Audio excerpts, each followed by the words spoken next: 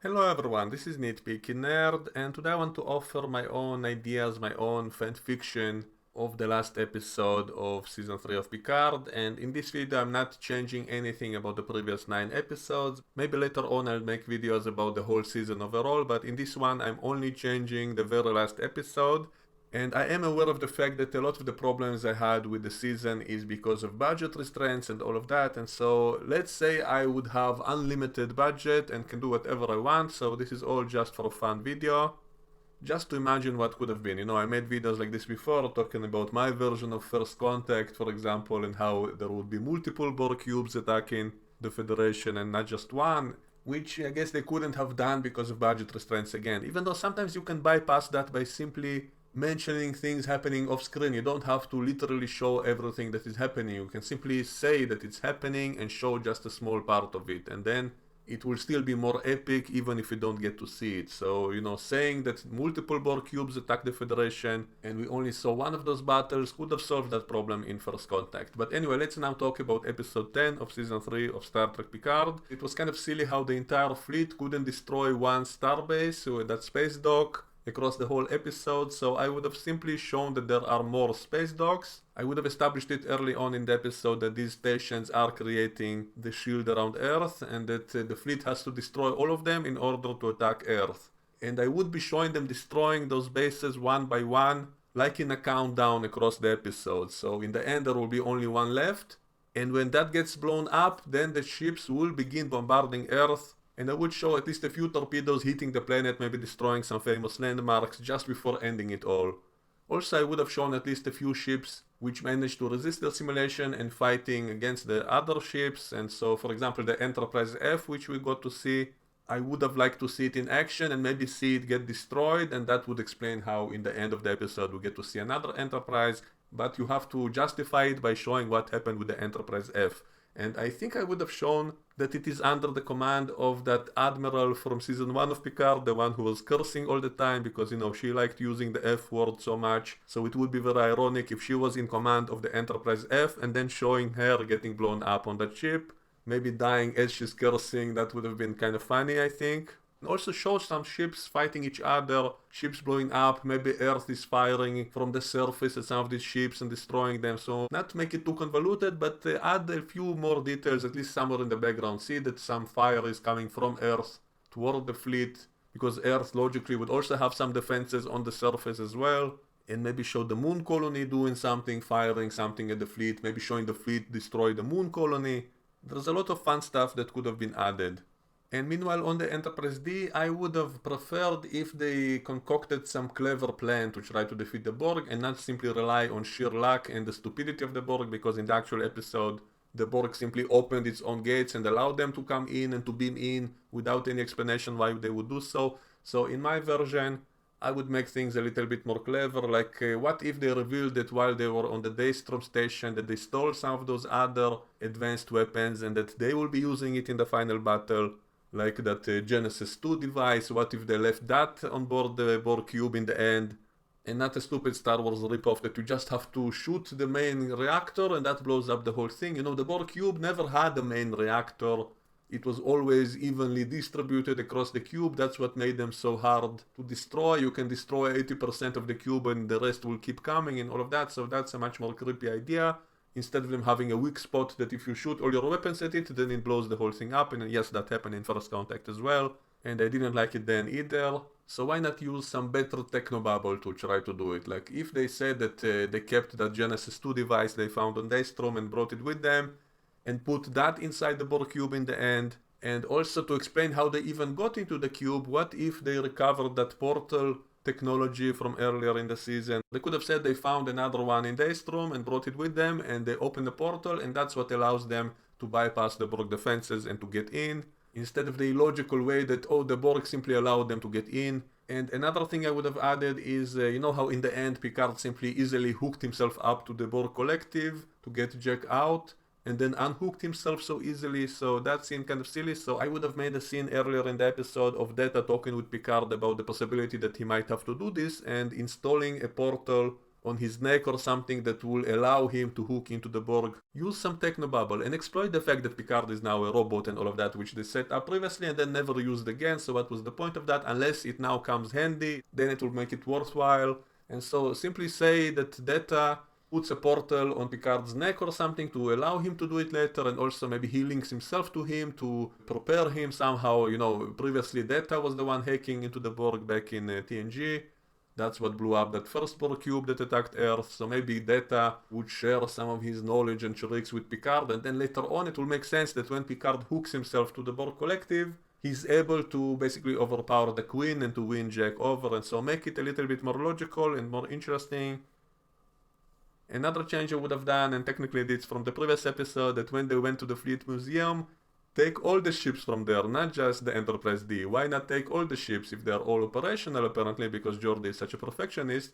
And some people had problems with the whole idea of only the bridge crew being able to run the Enterprise D. I personally didn't have a problem with it because back in TNG there was the episode Remember Me, in which Beverly was left all alone on the ship and she was able to run the entire ship simply by telling the computer what to do. So I don't have a big problem with the idea that only the bridge crew can run a whole ship if it's for a limited time. Like they wouldn't be able to make repairs on the ship and stuff like that, but for a brief adventure I think it actually does make sense.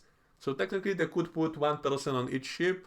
Now obviously that would mean breaking off the bridge crew and then we wouldn't have the nostalgia of the Enterprise D, but they could have taken a few people from the Titan earlier and then put some of them on the other ships, like put Raffi on the Defiant, put Seven on Voyager, and then they'll have a small armada with them when they go to fight the Borg. And also I think it would make sense for Seven to be involved in the battle against the Borg cube because she has experience with them, she would know the weak spots and all of that. And also they could have simply said they use the crew of the Space Museum to man some of those other ships, because does it really make sense that Geordi and his daughter were all alone on that station? I made a video a few days ago talking about how Geordi must have used those slave androids from Mars to help him on that base because he couldn't possibly do everything by his own. Even if a lot of things are automated, it's kind of strange that he wouldn't have a crew. So if he did have a crew of people, then wouldn't they agree to help him after he tells them, the Borg are attacking Earth right now, come with us, take all the ships you can and fly together to attack the Borg cube? Would have made sense, I think. And so we can have like a mini armada of classic ships helping to fight the Borg cube, and many of those ships can be disabled pretty quickly and only the Enterprise D would be left in the end. And then maybe the Titan will arrive with Captain Shaw, and if they wanted to kill him off, it should have been in a more epic way. Like if, for example, he crashed the Titan into the Borg cube in the end, to help out the Enterprise D to get in there, to open the hole for them in the cube, something like that could have been much better than just getting shot in the corridor and dying. As for the Borg Queen herself, I would have tried to explain it better why exactly she changed tactics. Maybe I would have said that she's the same Borg Queen that was on that cube from season 1, which experienced that admonition vision, the one showing androids destroying all life in the galaxy. Maybe that somehow drove her nuts, and maybe that made her try to make the Borg more biological and less technological, which would explain this new tactic of changing the DNA of the people in Starfleet to try to take them over without technology. Maybe it's because of that vision that she saw from season 1 of Picard. I know this season tries to ignore a lot of things in it, but if they brought it up briefly or at least implied it somehow, it would have made that more interesting by now revealing that the Borg cube who saw that vision is now doing modifications to the Borg to make them more biological. And that explains that new tactic. It would explain her new look, why she looks kind of more like a biomechanoid, more organic than machine this time. That would have made things more interesting, I think. And also they should have discovered a room inside the cube in which all the people that the changelings kidnapped are being held. Maybe as part of the collective. Maybe that's how they were able to get their memories out. And then show all of them getting freed and rescued by the Enterprise D, and that would explain how they conveniently all lived in the end. Because the way it was shown in the actual episode, it's not clear why they kept all of them alive and where exactly were they hiding all of them and how they were getting the information out. So simply show them all inside a big room in the cube, hooked up to the Borg, and maybe show how the Borg were sending those messages to the changelings, to Vadik, using her hand and all of that, and how were they able to threaten the changelings from afar, maybe showing some device that is able to do that, and maybe in the very end did they take that device with them, and that's how they're able to uncover all the changelings later on, by using the same device that the Borg used to threaten the changelings, Starfleet can use it later, and that way all the changelings will surrender. Because also the way they showed it in the end, that they somehow use the transporter to detect who is a changeling and who's not, which doesn't make sense because changelings don't have to imitate people. They can become part of the world, they can become objects, they can become whatever they want, and so why would they be detected simply when you teleport people? The changelings would be able to escape some other way, not as people. So what they should have done while on the cube is find the device that was able to influence the changelings from afar and use that to catch all of them later on. So that would have been interesting, and it would have explained how the Borg were able to send that face to Vadik's hand and all of that, which was never explained in the actual show. And also I didn't like how easily and conveniently they blew up the Borg cube in the end. I think what should have done is that they simply disabled the transmission that is taken over all the people in Starfleet, and once that is done and everyone gets back to normal, then the entire Starfleet will fly to the Borg cube and the fleet is the one to destroy it. Not because it blows up from inside conveniently, but instead have the Enterprise D only disable the transmitter, and then the entire fleet comes back to normal, and then all those ships will fly to fight the Borg cube and destroy it, and then show it falling down to the gas giant and getting crushed and getting destroyed somehow. Not make it the cheesy, corny, blown up from within kind of stuff. And also maybe not show how everyone returns to normal right away. Maybe show that simply the older people, the older crew members take over most of their ships and lock all the younger ones away in the transporters, maybe store them all in the transporter buffers, and then having the older crew members pilot all the liberated ships and attack the Borg cube, and that's what destroys it, and not simply blown up so easily as was in the episode. And then only later show how all the younger crew members were cured from that Borg infestation and whatever. It's not something that should happen so suddenly and so quickly and easily, because, you know, that's the old trope of killing the main bad guy, which immediately liberates all the ones he possessed. Like, you know, killing the main vampire also kills all the other vampires he created, or frees everyone that he controls, and so that's kind of too easy. And I think it would have been more interesting to say that it's something gradual that would have happened later on. And also I kind of like the idea of some of Picard's DNA being in everyone in Starfleet, because, you know, that's kind of a neat idea that all of Starfleet will be like Picard's family. They will all be like his children because they all have some of his DNA. So I wouldn't have undone that. I would have said they simply disabled the Borg's ability to possess them again, but they still have some of Picard's DNA in everyone, and everyone will go bald in a young age like him. And so that's kind of a funny idea, I think. And another big change I would have done is not have Jack get off the hook so easily. Like in my version, he would face some serious charges because of the stupid decision in the previous episode to go and join the Borg. And, you know, even earlier in the season there was that whole subplot of him facing serious charges even by Federation laws. They said that he's an intergalactical fugitive, that he's charged with robbery and terrorism and all kinds of things, which was way before what he did with the Borg. So shouldn't he face those charges first before being able to join Starfleet and become an ensign in 1 year, as was shown in the final episode, in such a rushed way?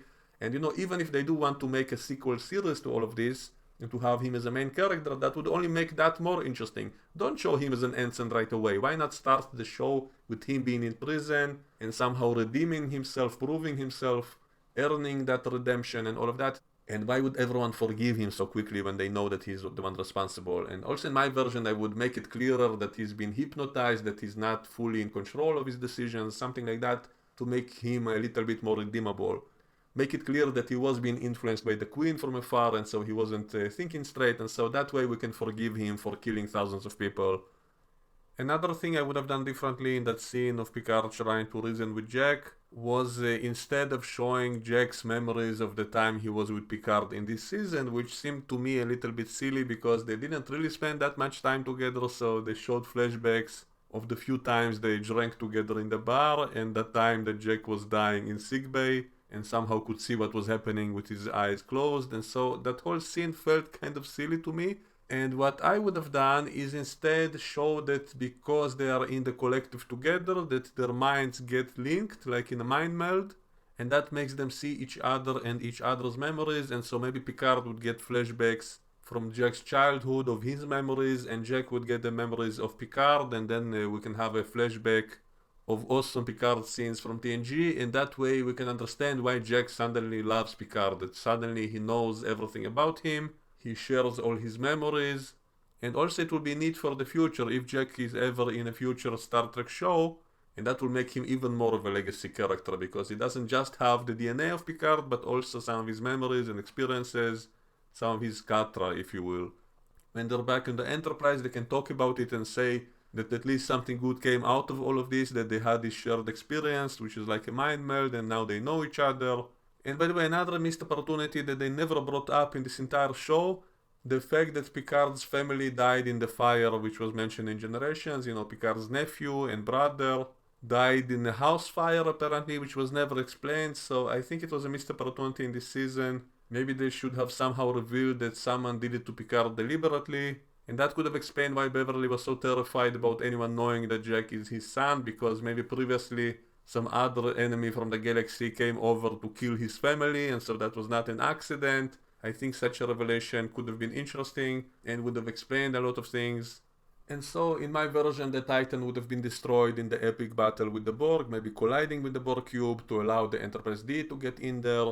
And I'm not sure it was necessary to show another Enterprise in the very end, since the Enterprise D is still functional, and because Starfleet lost so many ships that they decided not to put the Enterprise D back into the museum, but instead put it back into service and maybe add some modifications to it to make it better, maybe add a third nacelle, for example, and stuff like that. I'd probably make Riker the captain of the Enterprise D, like he always dreamed about. He always wanted to be the captain of the Enterprise D. Even in Generations he said he always wanted to sit in the chair. And so this way he gets his wish fulfilled.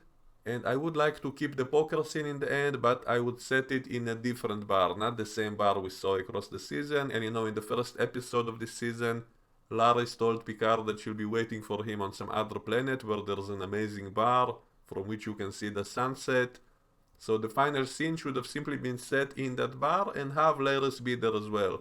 She doesn't have to play poker with them. She can say, I don't know this game, and go away. Or say she has an important diplomatic meeting in the morning and so she goes away early and gives the keys to Picard. And Beverly looks kind of uncomfortable. And then she goes away and then the scene continues. And also it would have been nice to see Guinan one more time. And if they cannot get Whoopi Goldberg, they can simply recast her because it's already been established in season 2 that El-Orians can choose to look different if they want to. And so they can bring in another woman to play Guinan who can be a younger one.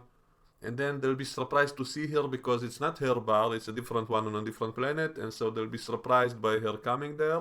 And then she'll say, it actually is my bar. I actually am secretly running a whole franchise of 10 forward bars across the galaxy. And that's why the bar itself will look exactly the same. It's the same set. Maybe they'll add some CGI window with a sunset to fit what Lara said earlier, but it will be the exact same set. And Guinan will explain it away by saying she now has a franchise of 10 forward bars all across the galaxy, and then she'll finally take off her saucer hat to use it as a poker table for them because they don't have a round table. So she'll remove her saucer hat so that they can all play poker on it.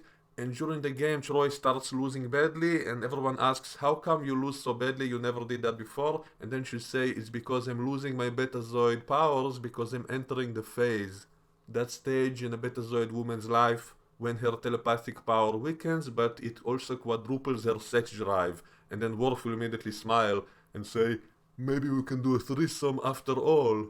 And then Data starts laughing like crazy, and that's how we end the show.